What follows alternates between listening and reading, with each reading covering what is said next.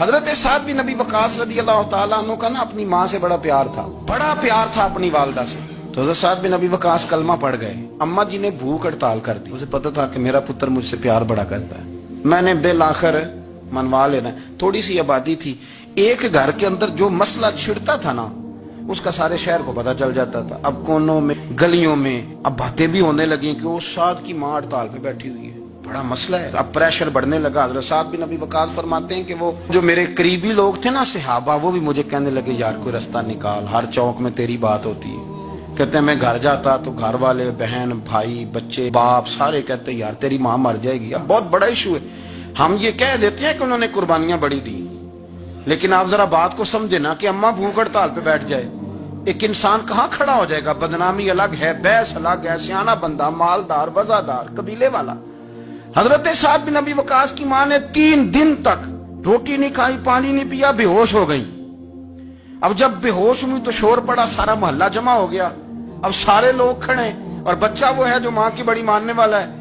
اماں کے اوپر لوگوں نے پانی شانی ڈالا, ہوش آئی تو حضرت سعد بن ابی وقاص قریب آئے, کہنے لگے اماں ایک بات کرنی ہے. اماں بھی بڑی مشکل سے اٹھ کے بیٹھ گئی کہ پتر ماننے لگا میرا. لوگ بھی کھڑے ہو گئے, مسکراہٹ بھی ہونے لگی کہ لو نہ کوئی بات ہونے لگی. یا ماں کہتی ہے کلمہ چھوڑ دے پھر مانوں گی.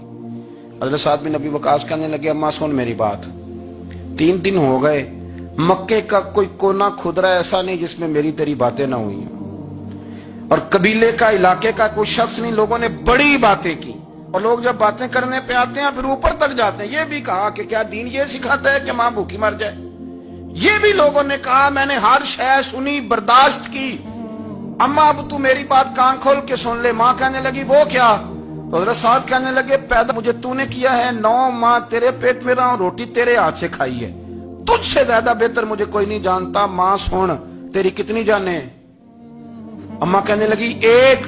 تو حضرت سعد فرمانے لگے تیری 1000 جان بھی ہو نا تو ایک ایک کر کے ساری نکل جائے تو میں محمد عربی کا کلمہ پھر بھی نہیں چھوڑوں گا.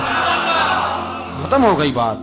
یہ کیا بات؟ وہ کچا رنگ للاری والا جڑا چڑھدا تے لیندا رہندا, اے عشق تیرے دا رنگ محمد جدوں چڑھ جائے پھر نہیں لیندا.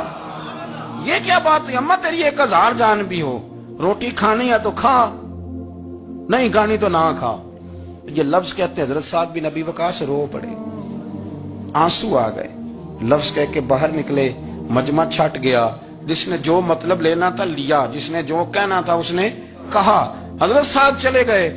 شام کو گھر آئے تو اماں روٹی کھا رہی تھی. تو حضرت سعد فرماتے ہیں کہ محلے کی بیویاں کہنے لگی روٹی کیوں کھا رہی ہو؟ تو ماں رو پڑی, کہنے لگی پتر میرا ہے, میں نے پیدا کیا ہے, میرے پتر نے کبھی ضد نہیں کی, اس کے دل میں کچھ ہے اتر گئی ہے.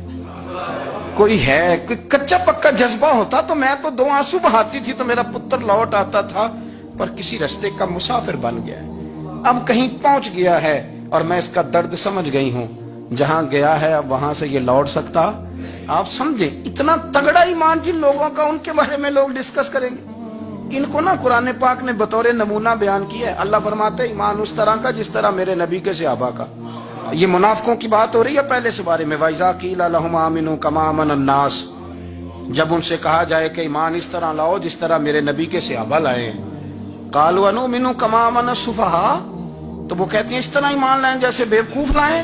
یہ تو بیوقوف ہے, ہر شے نبی پاک پہ قربان کر رہے ہیں. تو اللہ فرماتے ہیں الا انہم هم السفہاء, خبردار ہو جاؤ میرے نبی پاک کے غلاموں کو بیوقوف کہنے والوں تم بیوقوف ہو.